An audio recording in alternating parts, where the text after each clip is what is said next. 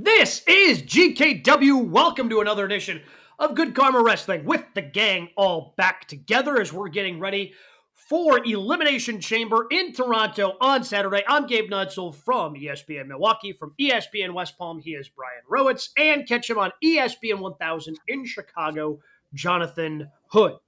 Well, the Elimination Chamber getting a little bit more interesting because the final boss showed up on SmackDown on Friday night, cutting, I think it was about a half-hour long segment, kind of a long meandering promo that eventually landed on him wanting Cody Rhodes' soul. Could be taken in a number of different directions. In fact, they continue to talk about it on Monday Night Raw, and we know The Rock is going to be in Toronto for Elimination Chamber with Cody Rhodes. So that brings us to this question. At WrestleMania, what match does that Rock promo lead to? Well, because The Rock, because The Rock, we don't know. We could try to figure it out together as a team, but I will just say that the very unhinged Rock promo, we do know that he's the final boss and that he is the man, but you are right, Gabe. The meandering, confusing, kind of repetitive promos saying that my dad's dead, your dad's dead. I have a family, you have a family. You're a wrestler, I'm a wrestler. I mean, just like, dude, that helicopter promo was something, wasn't it? I mean, that was. Well, did anyone tell him that's not Netflix? Like, SmackDown's not on Netflix. There are time constraints. Did anyone warn him of that? But I mean, he's on the board. I mean, shouldn't he know this? This is information as a member of the board should know. And like, I think he turned heel and babyface more than Big Show did in his entire career in that 30 minutes alone. Like, he was all over the place. This is a problem. This is a problem where it's 1 minute, it's like, thanks, New Orleans, for coming out, for supporting SmackDown. And on the other side, I'll knock the syphilis off your face on the same promo. So it's just very strange. So why do I believe that this comes back around to Punk and Cody? Based on the favor that's owed to CM Punk from Paul Heyman. How does that work for The Rock? I don't know. All I know is that when we get to Elimination Chamber, that Cody's going to say, no, I'm the champion of the people, not the champion of you. I'm a company champion, but not the champion of you. And somehow, some way, The Rock's going to be the third base coach, waving in different mercenaries between Elimination Chamber and Mania. And somehow it comes back to Punk. Yeah, I don't hate that. Like, to me, this feels like we're going down the path of almost Austin Vince, and Rock is going to play that Vince role, and we're going to have a corporate champion. Punk turning heel would be a fun story. So I'd be on board with that. Obviously, we've talked about Rock Cody. Rock flat out said at the presser, which seemed unnecessary, that not every feud has to end in a match. So I guess he's not stepping in the ring, but like, well, at least not right now. Yeah, at least not right now, right? It doesn't seem like he's going to be wrestling at Mania. He's going to be around, but he's not, to me, going to be wrestling at Mania because even though he does have about 6 weeks at this point, I don't think it's a different type of workout. Obviously, The Rock is a mountain of a man. He's working out. He's in his, iron paradise, whatever he likes to call it. But it's a different type of workout that he'd have to be training for, right? To get ready for a match, at WrestleMania. So it doesn't seem like that would be it. I don't know if – I played this out. I'm with you. I think Rock Cody and that promo eventually leads CM Punk in there. It doesn't make sense for Cena to be involved right now, especially if they're going to do deep storytelling, right? Like they're trying to tell a story here. I don't know how much Cena is going to be around other than the dates they've announced overseas. I don't know what Cena would be around for a build to WrestleMania, and somebody's got to be there. Somehow Rock has appeared more on television than John Cena has this year, which is just crazy town, but that's the position we find ourselves in. So I think Punk makes the most sense, especially if he turns heel. But if Cody is the one who turns heel, but then Punk gets Roman in the favor as Roman interferes on behalf and then, pisses off The Rock, and then that can set up Rock Roman down the road. I don't know. Like the one thing I do know the one thing I feel pretty confident in, Punk's winning Chamber, the favor's getting cashed in at some point. And I think that means we get Cody Punk at Mania, which makes the most sense. You're ruling out Cena corporate champ, right? Correct. I don't think we're going to wait 25 years to turn that man heel. No better time than the present. I think it's all on the table, guys. I think it's all on the table. I said on the show that I thought that The Rock would have some involvement in WrestleMania. Mm-hmm. It wasn't just at Netflix in Los Angeles, like hugging Cody, everything's cool. I always thought he had some involvement. I didn't know if he's going to wrestle. I didn't know if he'd be a second on the outside. I knew he'd be involved. But here's the thing about this, though, is that I feel also, and I haven't talked to anybody, haven't heard any information, but I just feel like that the WWE just goes by the whims of when The Rock is available. I feel like there's going to be a documentary after this thing, like, well, The Rock was not going to be a part of WrestleMania, but then he found some time after Moana, and so now we had to try to figure him into the story. It's kind of like leaving it wide open for the main event of WrestleMania like this twice is very dangerous. Yeah. But I mean, it might have been a coincidence, but like The Rock announced Friday, he was going to be on Friday SmackDown. It was a big surprise to everyone. Cody earlier in the month said, "Oh, here's my world tour," and had different dates. And for Friday's date, it was like a clip of him and Rock. So it might have been a coincidence, or they might have known that. But yes, it does feel like the Mania main event, even though we're less than 2 months away, is just sort of like, yeah, we'll figure it out. But at least it's got intrigue to it now, right? Like I feel like the build for Mania had been kind of, and granted, I mean, last year ended up being way different. The way, again, it ended up working out beautifully. It was different than what they originally planned with Rock and Roman, and they end up going with Cody, and it ends up working out beautifully. The build to it being fantastic, all the promos that the Rock cut. I don't know if this was just the Rock was out of like practice being the final boss and like just didn't know how to like come back, because he's also like tweeting about, oh, I love playing this character. Yeah. Like, what the? Come on, man! Like, well, I mean, I know kayfabe's basically dead, but do we have to go on social media and be like, oh, I love playing this character? I don't think we need to be doing that. I just think that in this quote unquote Netflix era of WWE, you can be open with some of this stuff, but it's almost like when you see a TV series and then they say, after this episode, see the behind the scenes of this. You know what I do? I hit the TV and turn it off. Right. Because I don't want to know. I don't want to know the character outside of what I'm seeing on the show. Maybe after the series, we could do something. Like I watched The Chi on Showtime, and always they're trying to throw at you, hey, make sure you stay tuned to find out what was about the thought behind the series. I don't want to know you like that. I don't want to know you like that. Seriously. So why do I want my wrestling? So here's what happens on SmackDown, right? We watch The Rock, and he's in and out of babyface and heel. And if that's a character, that's awesome because that makes him unhinged. But I feel like it was what we saw from him in NXT, where his daughter says, hey, you're The Rock. You'll find a way to come up with the words. And guess what? He didn't come up with the words. It was terrible on the CW, right? So I think that after the aftermath of him being part of the press conference, and he's got the glasses on, now he's Dwayne Johnson. Now he's not the final boss. Now he's just Dwayne Johnson and saying, we don't really have to have a match. And Cody and I had tequila afterwards. And we thought it was a great segment. What are we doing here? Right. Can I get a little bit of imagination? Just a little? Do you have to be wide open with everything? Do you got to tell everybody what you're thinking? We know what wrestling is. We know that. It's entertainment. It's a wink and a nod. We know what it is. But now you're going to sit down with your glasses on just like, we had some tequila and talked about it. And boy, we had a great time with that segment. Can't wait for next week. Why? It kind of feels like this is not going to happen. But like, can we just get rid of the post-show press conferences, whether it's a PLE with pay-per-view or like, let's just get rid of them. Nobody knows what they are. Nobody knows what they're for. It confuses everything. Obviously WWE, I think WWE started them because AEW had started doing them and I think AEW started doing them because New Japan had done them previously. Yep. Like it's just this chain of events.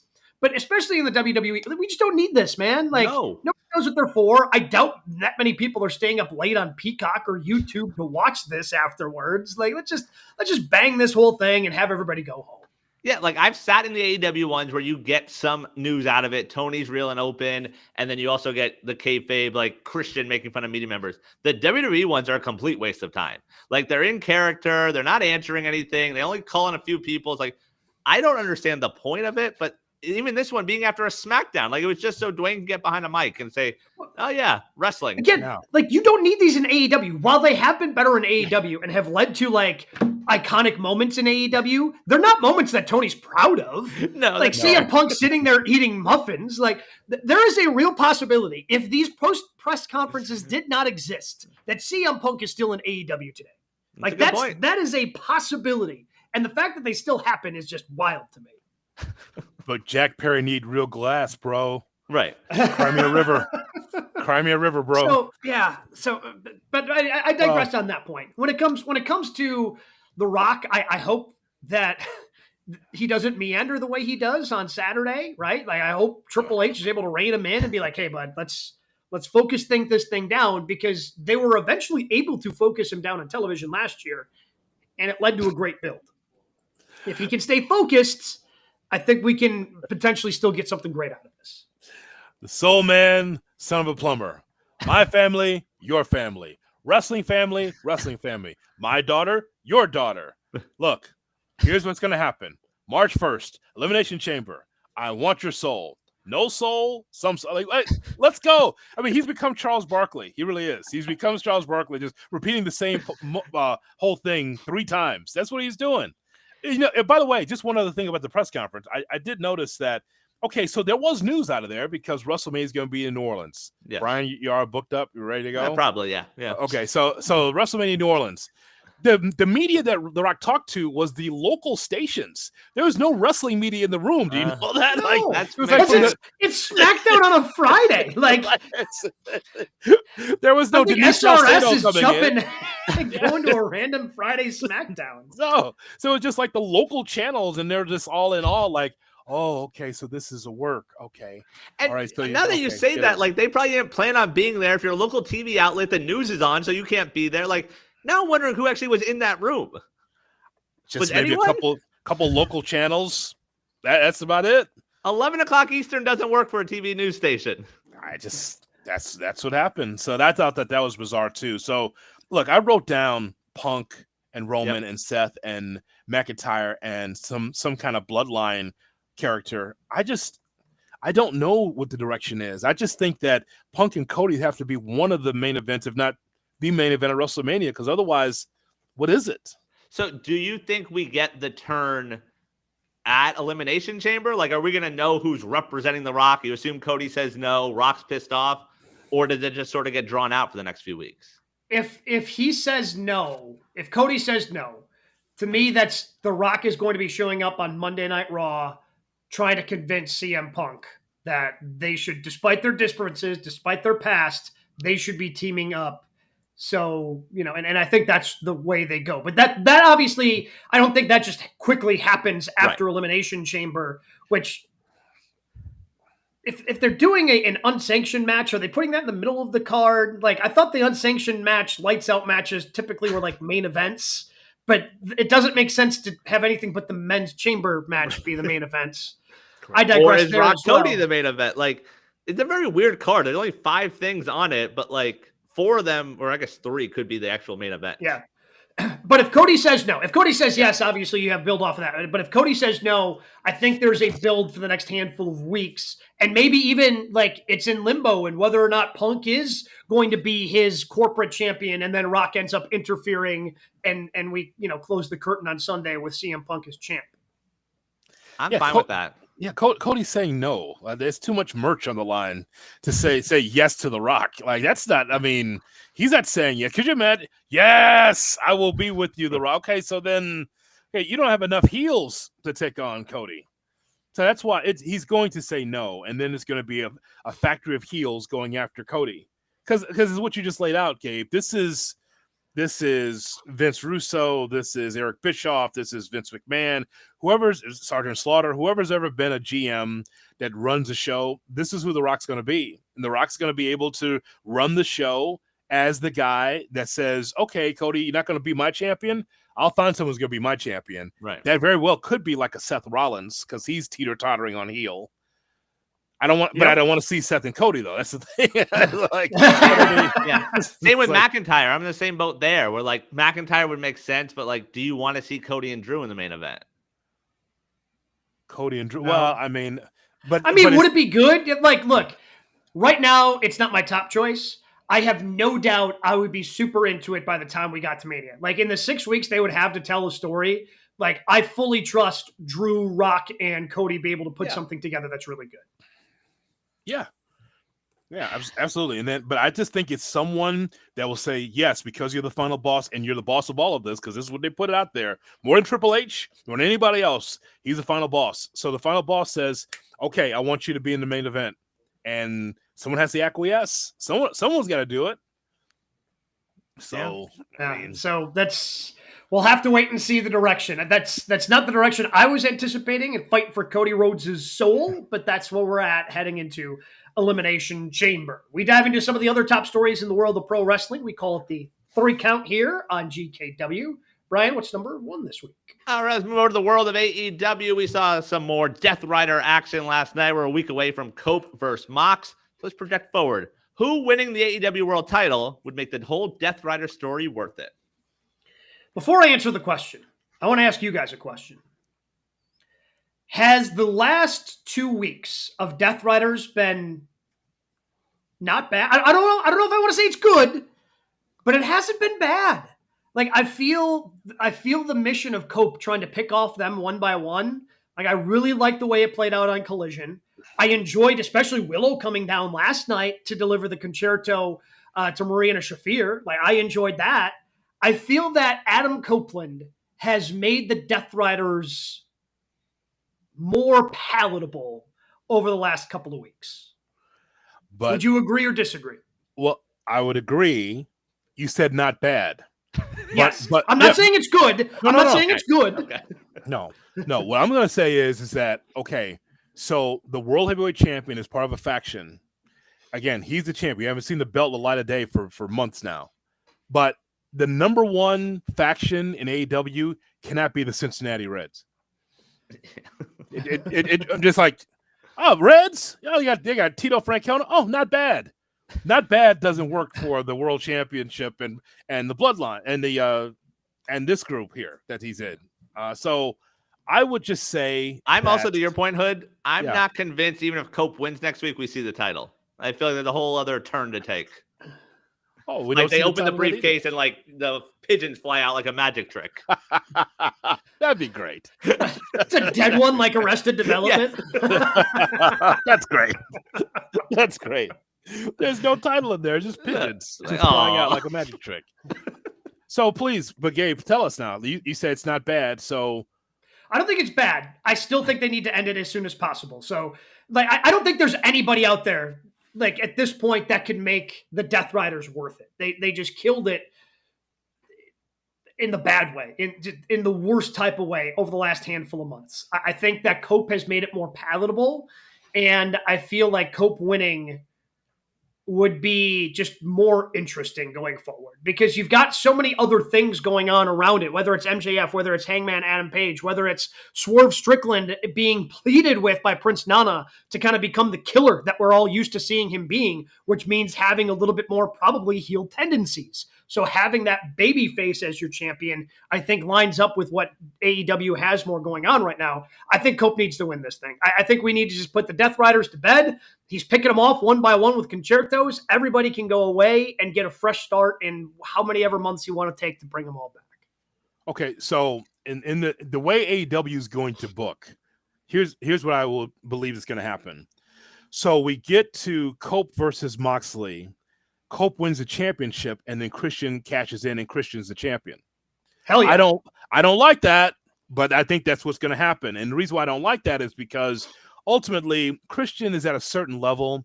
There's a ceiling on his success. He's a great promo. He's very good in the ring. He's very consistent. Nothing wrong with that. I've always been a Christian fan. But it's clear that Hangman Adam Page is the hottest thing going right now in that company. The back and forth between Page and MJF has been very interesting. We've talked about this on the show a lot. It is weird that Hangman Adam Page burned someone else's house down, but yet is the biggest babyface in the company. MJF made fun of it. And it's drank weird, bourbon outside of it, and it's part of his entrance on the Jumbotron when he comes in. Like babyface. Yeah, like not only did he do these things, not only was it not that long ago that he did these things, but they constantly put it out there to remind us that he did these things. Little different than hustle, loyalty, and respect. Different path to babyface. No, you're totally right about that. 100%. So I know that's in Brian, you cut that if I hit that prediction correctly.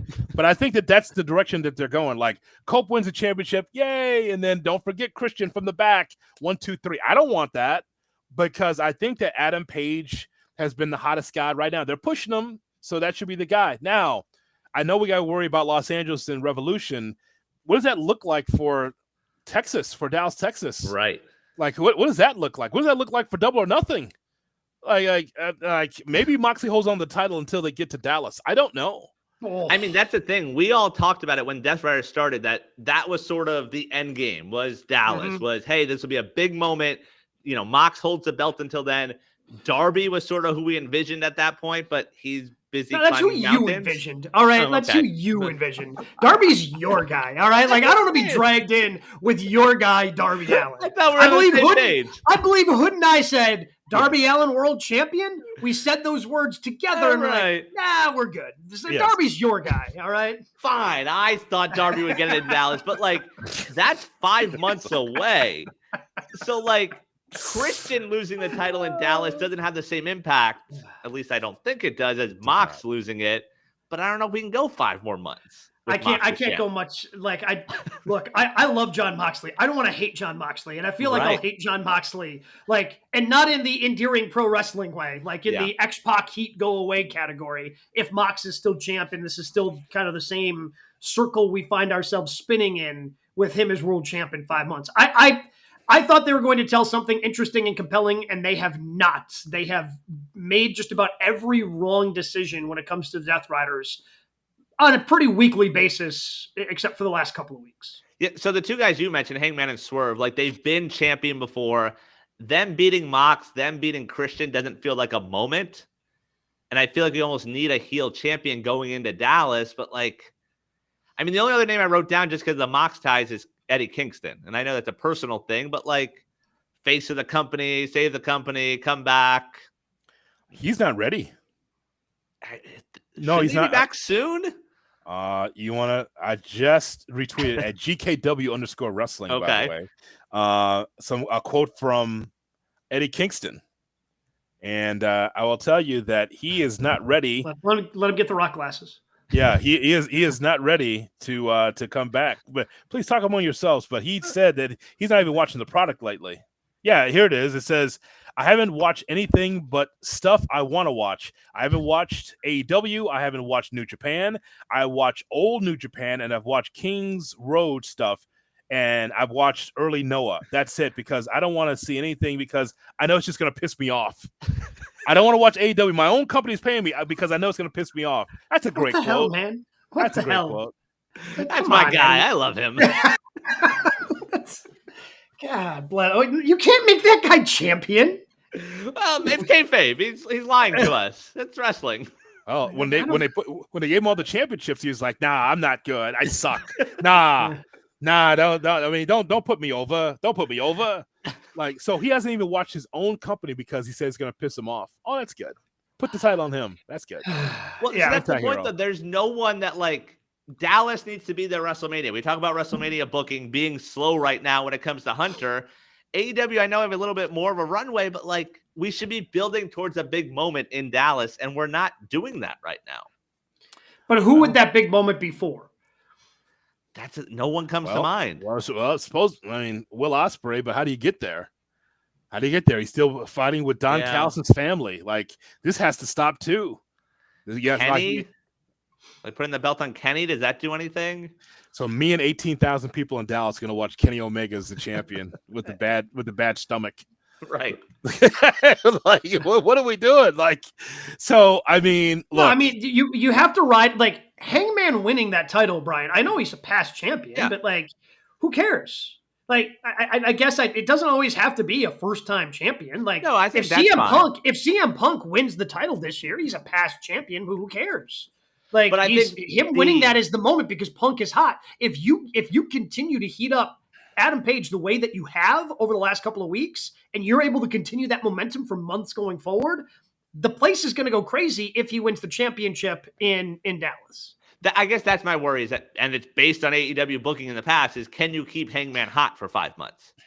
Because AEW booking is not exactly long term. Like, there are parts that tell long-term stories, but keeping someone hot, it's like, Which is why I think we find ourselves in this Christian mess, by the way. Like, right. I feel like they gave the clipboard to Christian and then just had no idea what to do with it, and now find themselves in this awkward situation where this isn't working out, and now they're going, well, Edge versus Christian, that's going to be great, right? People are going to want to see that again. And that's and remember, they also wasted one of Brian's last matches on Christian. I mean, again, I'm not trying to disrespect Christian. He's just booked horribly as someone that's carrying the clipboard, and I don't want to see him as the heavyweight champion of AEW. Just don't. Nope. If I felt like the rest of the company was, on a certain level where it's like, boy, they're on the rise, they're hot, you give Christian a championship, okay, for a few months, that's fine. I just, at this point in time, the way the company is, where you don't really have anyone that's super hot, Christian as champion feels so TNA to me. Like, I don't think that's, you don't need to do that right now. Nope. So, and I respect Christian. And are we pining for Edge versus Christian? Are you sure we want to see that? No, that's what I'm saying. No. I think that's what Tony Khan thinks. He's just kind of panicking, going, well, if we could make Cope champion, and then I can cash this in, we can get rid of that. And, it's... Jay White? Well, I mean, Jay White should have took the pinfall in Australia. Yeah. but it was Cope. Hanging around that. I guess FTR, by the way, not friends with Cope anymore. They're not there to help anymore. They've just moved on with their lives. I guess so. I guess it's the champion. Yeah. Right? They're hanging out with the TNT champ. It's rough. Bad booking. Yeah. There's some great things in this company. There's some really good things in this company. Like Tony Storm, how they're booking Ricochet. Really good stuff. Oh, I think there's some really interesting stuff. And honestly, even though I scratch my head at the logic of doing this like international championship, we'll have the international championship here, and then the winner gets this person, and I forget what they called it. And even though we know Takeshita was going to win last night, like, it was a great main event. Yeah. Like, it was a great main event with him and Orange Cassidy. So there are some good things. Like, the women's division, I think, is very strong right now, and that's really interesting. I think there are a handful of good things going on right now, but the problem is, if your main event is like one of the worst things in the company, you can only climb so high. Well, you mentioned Ricochet. Would you be okay with him as a world champ? Not at this time. Because if you play it out that way, Cope win next week, Ricochet beats Swerve. Yeah. Ricochet wins at the next pay-per-view, and then he drops it in Dallas. My God, Swerve got to keep losing to Ricochet? Keeps losing, huh? Come on. Wow. Nana turned. I mean, I was about to say, if he loses, like, Nana's gone. Like, Nana turned, I think, and Nana cost him and aligns with Ricochet. There was some breadcrumbs there because Nana walked away from Swerve. So Nana turning heel and going alongside Ricochet because Ricochet's got the jacket. That's so 1992, by the way. This happened with Bret Hart and somebody where there was a battle over the jacket in 92. Like, jacket, really? Jacket gate. Okay. Yeah. Okay. It's an important jacket. Yeah. Jacket. Okay. I don't know why Tony Khan can't, hey, just give him his jacket back. But I digress. It was Carl Ouellet. That's what it was. It was the now PCA. It was a battle over the jacket. Him and Brett. Go ahead.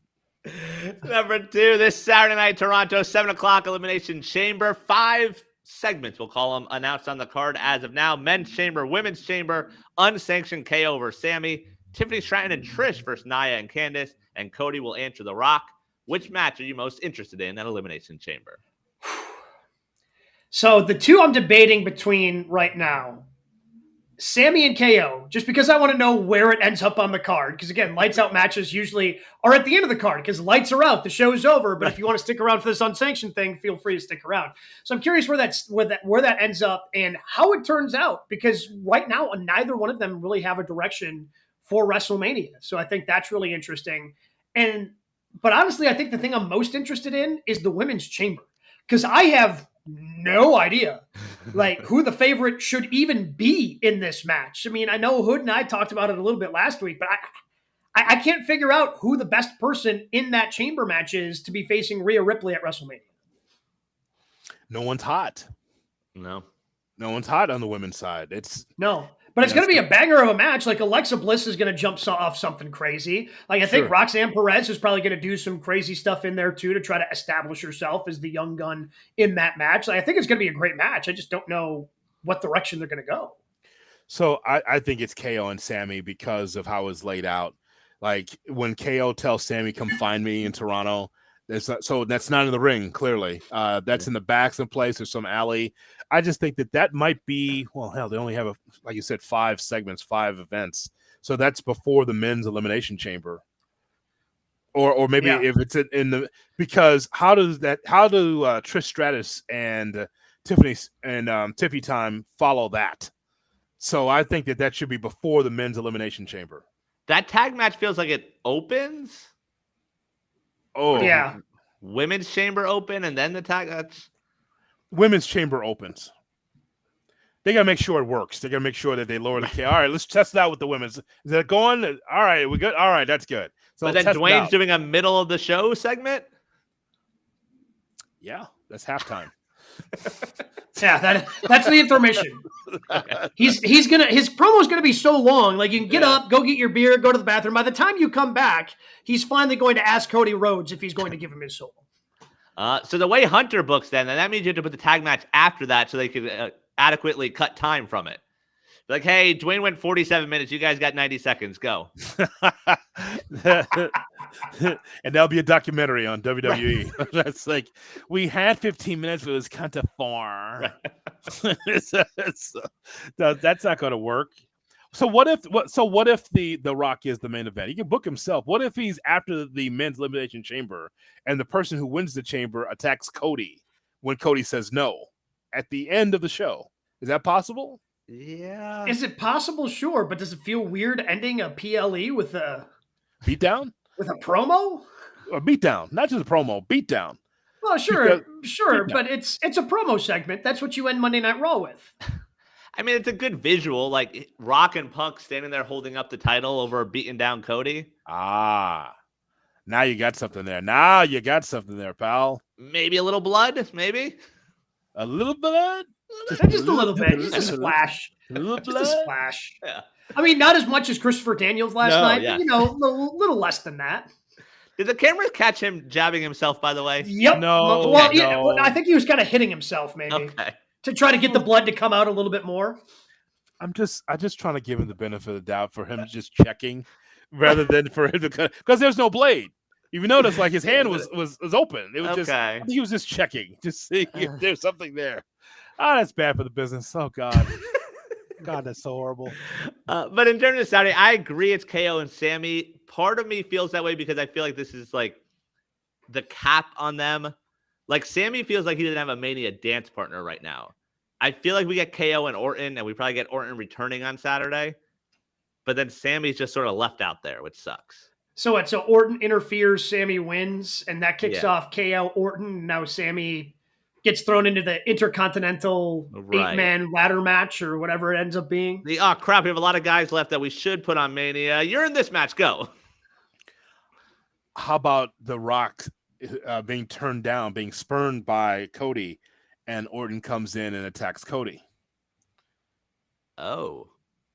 Do you want to see Orton and Cody in WrestleMania? Probably not. Well, but you can't eat it. But you can't do that. Right. Like, they've already established that the winner of the chamber gets the championship. This guy, it's so funny, this Gabe Neitzel. This guy here, he really believes that there is like rules and regulations in WWE. He's covered so much like sports. you can't. There's a rule book. If you advertise that this is for this and then don't follow through with it, like you should rightfully be like just crucified on every show like ours. Because what's the point of doing the match? What are we doing? Saw God advertise for a match. Never saw him in the ring. Right? Remember? Yeah. The McMahon's against Shawn and God? Yeah. Ladies and gentlemen, God! Thank you. And he had a jobber jacket. One fall. One fall. I remember. I mean, it's The Rock. Anything can happen, man. You're right. You have a right. Why did you have Royal Rumble Elimination Chamber if it's just going to be someone from the back coming in to be the who knows? It's that wide open. But if you do that, yeah. But if you do something like that, it undermines everything that you do now. That's correct. Like it just completely undercuts everything you've done previously, and you lose any and all goodwill. That's right. Yeah. Okay. Yeah. That's right. Okay. All right. As long as we're on the same page. No, That's right. That's right. Is it a multi-man in that situation? Winner of the Chamber, Cody and Orton? I don't want no scramble match either. I want one-on-one on WrestleMania, pal. I agree. But it feels like they have so many balls in the air. They're like, all four of you go out there. I'm just fascinated to know how much Rock affects that whole balls in the air thing you just talked about. Right. Of him just saying, yeah, I got a few weeks. Okay, well then let's do this then. Like, that's not even under Vince. It was a clear, week by week, exactly where they're going, and then the matches in the ring. For The Rock to just show up out of nowhere, like, hey, by the way, I'm going to be on SmackDown. Oh, you are? Right. You're okay. So who knows? Seriously. And I'll tell you one thing. If it was AEW, we would spend a half hour criticizing AEW for just being out of sorts and scrambled and just nonsense. But because it's The Rock's like, Triple H will figure it out. Yeah. Well, and because it's The Rock, like the WWE doesn't say no because he's just such a boost. Like SmackDown had their I know we don't necessarily care about ratings, but TKO cares, their partners care, USA cares. And when The Rock shows up, even though it's a meandering half-hour segment that doesn't make a ton of sense, it's their best numbers in who knows how long, right? Like, so anytime The Rock shows up, he just ends up being this artificial boost that they always get. And so they're always going to say yes. I think we felt very comfortable, Gabe, that we looked at the clock. It was 8:45. It's like, all right, he's got time. All right. Yeah. It's not up against the back of the hour. It's fine. Hunter's, yeah. Well, Hunter's going, I can't put him on last. We have a hard out. We don't have the extra time here. I can't put him on last. I have to put him on. So that way, when he goes long, I can cut something else from the show. Yeah. Yes. He's very comfortable. Like, all right, it's 8:45. Let him go as long as he wants. My father, your father. In terms of like Saturday, though, is it an issue? None of us said the actual men's chamber. I mean, no. I mean, we believe. I think that just chamber. Yeah, like I'm looking forward to it. I think it's going to be fun. And they tried to really make leave intrigue the way they had Punk and Logan Paul interact, and the way that Seth Rollins, Drew McIntyre, like the whole thing, they're having everybody interact with each other and kind of trying to leave it up to mystery, which sure, but I also, again, I feel like Punk's going to win that. So I'm more interested in the women's and Sammy and KO because it seems like those have bigger mysteries behind what are they going to be doing next. So Brian, go through it again. We have Paul, McIntyre, Punk, Cena, Damian Priest, Seth Rollins. Okay. So the one, if we're going to do the checkoff list, Priest definitely is not winning it. No. Correct. Unless it's a Jey Uso thing out of nowhere. Oh my God, Damian Priest wins it. You can't do that on both title matches. How? So are you ruling out Rollins second least? Yeah, because it feels like Rollins Roman is that's one of the very few things I feel confident about at WrestleMania is Rollins versus Roman. You don't think we get Roman Rock? No, because I don't think Rock's wrestling. I think Rock's involved. I don't think he's actually wrestling at Mania. Like Punk wins the chamber, and then the favor is like, hey, Roman, I need you to take care of Dwayne here. But again, that only works if Cody says yes. Right. Okay. So where's Cena on there? I feel like Cena's not going to win it, and then you have to keep pushing this down for Cena. Like he's going to be there the whole year. He will get a match, a title match. It's just not now. Later, SummerSlam. Yeah, I feel like it's SummerSlam. Yeah, Saudi? It feels like Cena at SummerSlam. Oh, how about God, Crown I hope Jewel? it's not Saudi. I hope it's not Crown Jewel. So then who? I mean, do I think who's second most likely to win? Yeah, Cena, Drew, Logan Paul. Drew. Because there is the connection, right? Like, and they're still out there. Like when Drew came back from his injury, only one person had reached out to me. Rock was the first one who broke the news that Drew had extended his contract. So he there gave are him a some sword. Gave him the sword. So there's still loose Rock Drew connections. So if Drew wins and Cody says no, Like Drew would clearly agree to be Rock's corporate champion. Wait, we're doing this wrong. The least I'm just going by the ones that definitely are not winning. Logan Paul definitely is not winning. That's number one. That is it is. It's FAU trying to get to the Final Four odds. I put a few percent on it. It's a headline. I'd put him at 2%. I would put Damian Priest at 0%. Right. I agree with that. 2%. What's he gonna Logan Paul? And so Cena, okay. So Punk and McIntyre are the favorites? Yeah. Yes. Okay. I think Punk's 1, McIntyre's 2, Cena's probably 3. Yeah. Rollins. The other 2. Yeah. Rollins, Paul, Priest. Okay. All right. So you put some money down on Logan Paul? So this is from today. From Bet Online, Cena the betting favorite at minus 1,300. Oh, jeez. Nah. Sweet Lincoln's mullet. Punk plus 250. Minus 1,300? That is such an outrageous favorite. Seth plus 2,000. Priest plus 4,000. Logan Paul plus 5,000. Cena, that's no way he's coming out of the chamber. I don't think. Yeah. That's an overwhelming. Like, I am just floored by that number. Yeah, the women's side, Bianca's the favorite, minus 425. Yeah, well, I think that's very possible. But I think your scenario is in play though when you talk about Cena and those odds, right? Your scenario is that Cena wins the chamber, and because The Rock and Cena have a relationship over the years, hey, I'm going to need you to take care of Cody. And Cena's like, I want a path to the championship. Yes, sir. And he does it. And it may not feel like a heel, but he's aligned with The Rock, so you know how that works. Yep. So that's what Brian has. That's your scenario, so we'll see. Bet Online obviously agrees at minus 1,300. It's a path. It's a path to the title match. So, what do we got at number 3 this week? All right, reports coming out this week from Sean Ross Sapp that he has spoken to multiple women in the WWE who are frustrated about the booking of the women's division. Adds that, quote, some Mania pitches have actually been rejected. Is the WWE women's division booked well? No, it is not. We've talked to a number of different women, and granted, not just WWE, but a number of different women on the show over the last calendar year. And it seems like a theme has been, hey, I would love to tell a meaningful story that does not involve a championship. And we don't have that in the WWE right now, right? Like the closest thing I guess we now have is Jade Cargill, depending upon how all that plays out when she comes back, because now a championship is not involved because, well, they dropped the championships this last week on Monday Night Raw.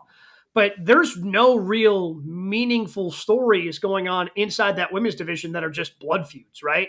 Like the best feuds that we've talked about over the life of this program haven't necessarily been for championships, although I feel FTR versus the Briscoes, obviously championships were on the line there. But this past year, Punk versus Drew McIntyre was one of the more compelling things in all of WWE. There was no championship on the line. Yeah, it was championship adjacent because somebody Punk cost him the championship. But we haven't seen that in the women's division. And we're going into the Elimination Chamber of, all right, who really makes sense to challenge Rhea Ripley, right? Like there's not a lot of strong characters, despite there being, and this is, again, not a knock on the women, because there's a ton of talent in that division. Like, I think that match is going to be fantastic, but there's just not a lot of strong character building with the pieces that they have. Yeah, I would just say that they're going through a little bit of a transition. Like, it's good to see Charlotte back, and I think that match against Tiffy will be, the best match that we've seen from Tiffy. But I feel like when I see Laya Valkyria or when I watch Roxanne Perez, it's like, I see it's a great entrance, then the bell rings. It doesn't mean that they're bad. It's just that they don't have, and I guess the programs aren't very good. Does that make sense, guys? Like, yeah. I feel like there's talent there, but the programs are weak. And I think that answers the question, like Gabe said, like we're not getting those stories. That's the whole thing. Like, I don't want to just shit on them and just be like, well, they're just NXT talent and they're just not. I mean, I'm sure that they can be good, but I would just tell you that NXT, TNA, and AEW are light years ahead of the main roster WWE women's talent as far as booking. Yeah, there's not even a question about it. Shawn Michaels, and of course, it's Shawn Michaels. He makes sure that the women's division's tight and they look good and they're athletic. Light years away from what Triple H is doing, and I think that that's really unfortunate because there should be a balance there. So I just feel like they're just kind of spinning their wheels because when we look at Tiffy and Charlotte, I don't know if I need that match at WrestleMania. I wanted Tiffy to have a few more quality matches under her belt. Maybe this is a fast track for Charlotte to win again. Who knows? But I just feel like as we see Tiffy, we like the way she looks. We liked her athleticism. I like to see her in some matches where it's like, boy, there's a definitive Tiffany Stratton match instead of always lingering with Nia Jax and just the mediocre of the women's division. You know?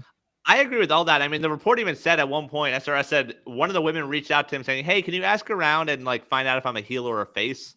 Like an actual wrestler like text saying that. And he said it's not as bad as it was in years past, which I agree with. It's definitely on the up and up, but like they're missing something to the point where you mentioned it, Gabe, projecting ahead to Mania, which should be the big blow off to all these feuds. We're going to get the 2 title matches. The Rhea one's going to feel like it's just sort of thrown together. Like Rhea and Bianca will deliver in the ring. There's not going to be a story there. Is there another women's match you want to see right now? Because to me, the only one you mentioned, like it's Bianca and Jade. But like if Bianca's set up with the title, you're not getting that. Correct. Which is again, I know Bianca's the betting favorite. Like I would not be shocked if we just got something that I don't want to see. But if we got Liv versus Rhea again, like I'm all the way out on it. We've seen it enough. They are not in a fight forever Sammy and KO situation. Like, I've seen it. It was fine. Don't need to see it on the grandest stage of them all. So it's just, there is a ton of talent. Bayley's in that match. Like we've seen Bayley have some really good work and really good character work, but she's not anything really right now. She's just kind of, this is, kind of the way Randy Orton floated, for a while, from like 2016 to 2020, just like, Randy's he's a big name, future Hall of Famer, need to heat him up real quick. Kind of like AJ Styles is right now, he's really good, just doesn't have much to do right now. And that's kind of where I feel Bayley is. Becky works there. Honestly, we haven't seen her. Yeah, she doesn't. They don't have creative for her. Honestly, the match I probably wanted to see the most, and they teased it. They're giving us on Monday Night Raw of Io Sky versus Rhea Ripley. Like that's Io should be in this Elimination Chamber match. Win that, and I would be really into that. But alas, that's not where we are. No room on the PLE, pal. Go to Monday Night Raw. Okay. Yeah. All right. And by the way, a great response for Io Sky. It's undeniable. It's undeniable. The crowd is really into Io Sky. It's not because of her great promo ability. I think it's this. They see her and it's like, wow, she flies to the ring. She's a great attraction, and she's gonna lose Monday. I guess technically she's a heel because I think Damage Control is a heel faction. I think maybe. Yeah. But either way, like the crowd's giving her the right reaction. So to me, if you put her in the Elimination Chamber because she earned her way there, right? Like you can do a face versus face and have that still be a huge match with a lot of reactions at WrestleMania if Io was in the Elimination Chamber, but she's not. The text to Sean Ross app. Could you find out whether or not I'm a face or heel? Thanks, Dakota Kai. or something like that. I'm sure. But also, like, it's missing stuff to where we have sung the praises of Chelsea Green. She got us to care about that feud with Michin, where like they had the dumpster match and everything. She doesn't have a spot on the card Saturday. I'm sure she'll work her way in, but she doesn't have a Mania dance partner. Like, they're just missing story opportunities. And I felt like Monday's Raw was sort of like, I don't know how to book the women, and then we got great wrestling. The tag match was great. The IC title match was great. But like, there's still no stories there. You see what's happened here? We'll wait until after Elimination Chamber, but I think it's worth a lower third on YouTube here for us to discuss the things that are problem WWE. Because the perception is look, we're over here and we've got Evolve happening and NXT's great and we're on Netflix and we're on the USA Network and the road to WrestleMania, blah, blah, blah. This company for years has done the smoke and mirrors, the sleight of hand, like everything's fine. Everything's great. AEW sucks and everyone else sucks, but we're great. Can I just tell you, under Triple H, there's a lot of holes there. I'll just give you one example. Like, so we're going to have 13 months of a tease of Grayson Waller and Austin Theory. 13 months. They're going to break up. No, they won't. They're going to break up. No, they won't. And then when they do break up, there's nothing for Austin Theory. Right. He's already been ruined by Cena. He already ruined his career after he beat him at WrestleMania. So for 13 months, you've got nothing. And the money's in Grayson Waller, right? So it's like, it's what we just talked about before. Do you want a blood feud with Liv? You want Liv Morgan and Rhea Ripley, right? How long did it take? Raquel as a face? You always love that when Raquel's a face. She flexes. Yeah, she's got muscles. Yeah, just the back. She just flexes the back. That's all. Just want to show you how wide the back is. That's what she does. So maybe you get her and Liv split up in a feud there. But see, it's still things like that though that you say, well, WWE's fine. No, there's some holes there. We need to discuss this further on a podcast because it's fine on the top on some levels, and then the middle's just the shits. Yeah, you see the same matches all the time. Like Vince is back. Right. Well, I mean, how many times is Penta going to wrestle Pete Dunne? Like, right? And this is what I was scared of. Like when Penta first showed up, like he's getting this great reaction, but he's getting. I called it at the time. I said this is exactly what's going to happen when Andrade wrestled Carmelo 1,000 times in a row on SmackDown. That's basically what we're getting from Penta. Like, oh, he's really exciting. He's good in the ring. We don't know what else to do with him, so here's a different iteration of the same match we just saw last week. Well, we raved about how great the New Day heel turn was, and obviously it resulted in 800 matches of the LWO, just as we envisioned, right? The dream match. Right. So I think it's worth talking. I think we should discuss this because there's a laundry list of things. It's like, these things are good. The operation's good. They're making millions of dollars. They're doing, but what about like when the bell rings with a lot of this stuff? Yeah. Oh, I'll tell you what, too. The age of this roster is also concerning. Yep. The age of the roster, very concerning. Obviously, good right now. Good, fine for now. But looking around the corner, what could be coming? That's where things get a little dicey. You got young, hotshot superstar Ricky Starks or Ricky. Saints. What's his name? Ricky Saints. Ricky Saints, who's 35, who's ready to go. You're heating him up. Okay. Yeah. 35. All right. What do we have at news and notes?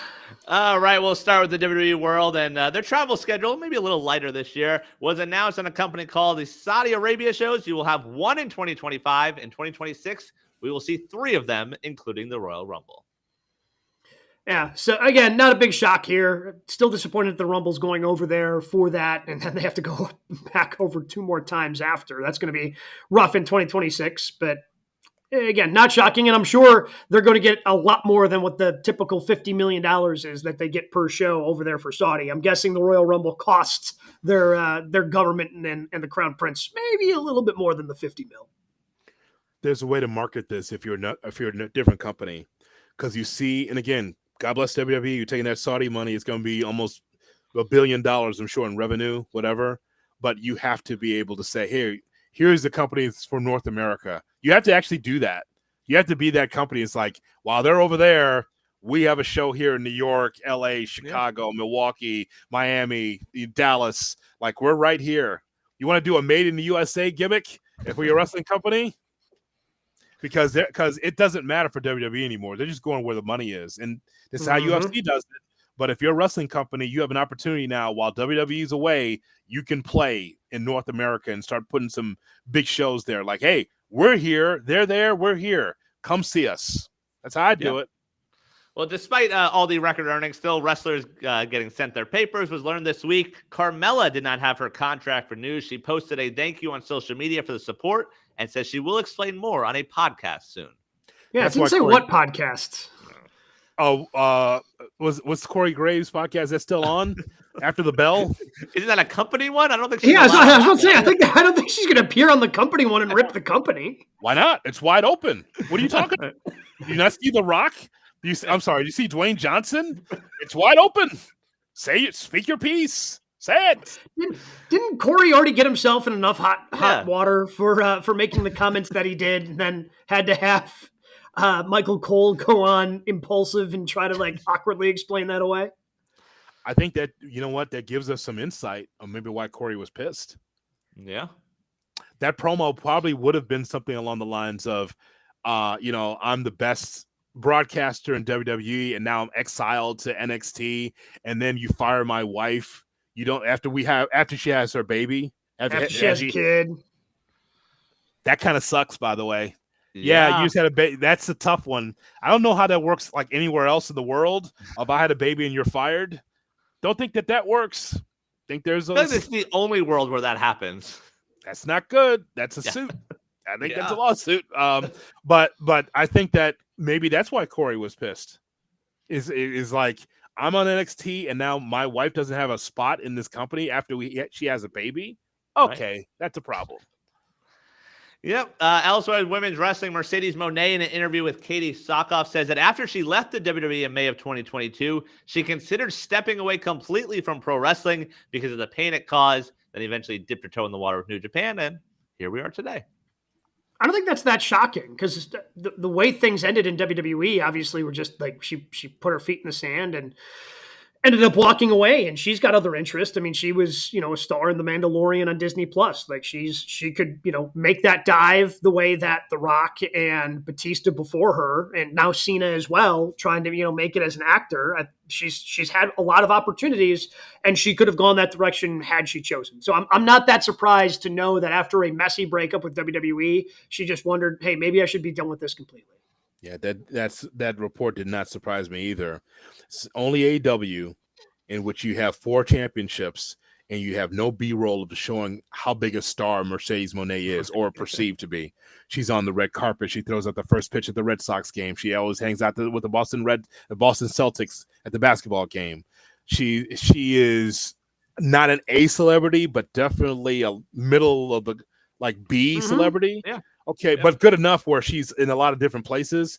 You don't think AEW should have some cameras following her wherever she does? No, I guess not. You're on TNT, man. Like, the NBA is showing Celtics games like every week. You can't get a shot of her behind the. What are we doing? No, we'll just show the Outrunners at a Summit League game. The Summit League. Hey, they got the dub though. They got the dub. They were on SportsCenter, by the way, too. I don't know if you guys saw that. They were the Outrunners were on SportsCenter. They were there at center court. They were in the locker room and inspired that team to win. Yeah, so at least they got that. The Outrunners know how to do marketing. They know dropped an elbow on the garbage can in the locker room. I mean, that might be the March Madness team. Yeah, it might be Jackrabbits or something. I don't know. It's pretty good. Finally, news and notes. Conrad Thompson said on the podcast he's heard rumors that Vince McMahon is potentially looking into running a wrestling company on Fox. Fox representatives have denied those reports. I can't imagine Fox, who was not happy with again, reportedly, I guess they've never officially said this, but the reports were they weren't super thrilled with the ratings that SmackDown got them, and decided to, pull the plug and have all these different games on Friday nights that with the different conferences they're associated with in college sports. So they decided to go that direction, yet they're saving a spot for Vince? Like, a new company's going to do better than SmackDown? Conrad Thompson told Eric Bischoff in the podcast that, hey, Vince is asking for cameramen that could shoot wrestling. So maybe old cameramen or former WWE staffers that could shoot wrestling. But the thing is that, come to find out that Vince is going to he has an entertainment company, but it won't be wrestling. That's been confirmed by a couple of people. And again, if Vince did get back into wrestling, who is he picking up? I mean, look at there's some free agents here or there, but who is he getting? I mean, he'll be a distant third. Well, Carmella's available. Yeah. Ric Flair doesn't say no to a paycheck. People definitely want to tune in to see that. To see Ric Flair die he can bring back the Funkasaurus. Yep. Why does he buy NWA? That's what he should do. Buy the NWA from Corrigan. Why not? Oh, my God, what do we have at Ricky Morton's kid? Oh, God. And Ricky Morton. And Ricky Morton. The Rock and Roll Express is here. God damn. Okay. Oh, the pterodactyl. Oh, God. Yeah, you should buy the NWA. There's an idea. Buy the National Wrestling Alliance. Why not? Get some TV. Because apparently the Smashing Pumpkin can't find TV. So he's on the CW app. What else do you need? He's off. Oh, he's not even there anymore? No. No. No. Damn. No. Didn't last that long. Good old NXT took over. That's why. Oh, that's right. Yes. Yeah. They got nothing. No. What do you boys have as your matches of the week? You mentioned I really liked Orange against Takeshita. Mm-hmm. The main event. You saw a lot of near falls for Orange, but Takeshita, man, that's how you build a heel. That's how you build a guy that can get the job done. It's the best Don Callis family we've ever seen. Takeshita is a big part of that. I love from Collision a hologram and Beast Mordos. Yeah, I was watching that going, Brian's gonna love this thing, man. Yep. That's their show. Just let those guys go out there and go. There's money, man. There is money in Commander and hologram. Beast Mordos. Yeah, Collision. There's money in that tag team. I don't know if they're gonna do anything with it, but they're fun to watch. Naomi and Belair versus the Judgment Day main event Raw. Although I don't think that when Dominic put Liv's leg on the rope, I don't think that could have been any more in front of the official. Like the way, and again, it's just one of those awkward timing things, but you're watching it on TV going, there's no way the official didn't not see that. And he has to pretend like he didn't see it so he doesn't eject Dominic out. But like, Dominic's like, well, I got to do this as part of what I got to do. And it's just the whole angle of where the ref was and the way it was shot was just unfortunate because it's like, well, that was blatant. That was obvious. I know this is going to sound ridiculous coming from my mouth, and I always have ridiculous things to say, as you well know, but that was an expose on the business. And it's wrestling, and it's an expose on the business. I mean, like, it's all the referee's fault. Yeah, 100%. Like, I'm confronting him if I'm Triple H after the match. Like, what the hell, man? Like, you're supposed to pretend like you're supposed to be out of position to see that. It's right in front of you. Move. Yeah. Don't look at me because now it's an expose on what we just did there. Like, I understand it's about major motion pictures and it's Netflix now. I guess it doesn't matter. But the point is, like, that sucked. Well, yeah, because he was behind, like he was to the side of them. He needed to be up where like their heads were. And that way you could like sneakily still somehow get away with whatever was going on. But yeah, referee, and I don't know if I just noticed that throughout the course of that match. I felt like that official was almost in the way all the time. Like kickouts, he's rolling out of the way. It was a rough, but the match, the four performers were fantastic. I also Monday, I actually enjoyed the triple threat match. And Kaiser getting a win, that never happens. Yeah, Kaiser Penta, and Pete bullying Penta out. Yeah. So you enjoyed seeing Penta and Pete Dunne for the 7th time. Yeah. Usually I fast forward to triple threat. Like, it's a little different. I'll watch it. It was good. Tiffany Stratton and Kaiser are an item. Yeah, they are. Had no idea. I saw Kaiser with Chris Van Vliet. Boy, he's so happy to be in the company. Yeah, he kind of toned down the accent. I'm really happy to be around. He's very casual. He's a happy man. He likes his spot in the company. It was the best Bad Apple match we've ever seen against Will Ospreay. Wow. It's Will Ospreay. I was about to say it's with Will Ospreay. I'm not taking away from the match because it was good, but like I was expecting it to be good. It's Will Ospreay. That guy goes a million miles an hour, and if you don't screw up, that's a hats off to you. That's pretty good for Bad Apple. I haven't seen Bad Apple wrestle that well. But again, so here's the nitpick. He wasn't the Bad Apple during the match, despite the Jumbotron saying Bad Apple. He was back to the bounty hunter because he was a hired gun by the Callis family. Yes, that's the funny thing. Like, we saw a few of those matches from him when he got to the company, when he got signed, and it was a big deal. So I had higher hopes for that match. Like, I didn't write that match down because it was good, but I don't know. I feel like I expected a little bit more from those two. Happy Black History Month to Bad Apple, Bounty Hunter, that guy. Right. He got a Will Ospreay match. Yeah. He did get a Will Ospreay match. Yeah. He did get a Will Ospreay match. So many things happening in the world of pro wrestling. We've got back-to-back weekends now with PLEs, pay-per-views, whatever you want to talk about. But the first one, obviously, coming up is on Saturday in Toronto with the Elimination Chamber. If you happen to miss any of this show, previous shows, want to go look at some old interviews we've done, take a look. YouTube.com/AtGoodKarmaWrestling. Wrestling. Check out all the content that we have over there. But we'll be back here next Thursday, reacting to that Elimination Chamber, previewing Revolution for AEW.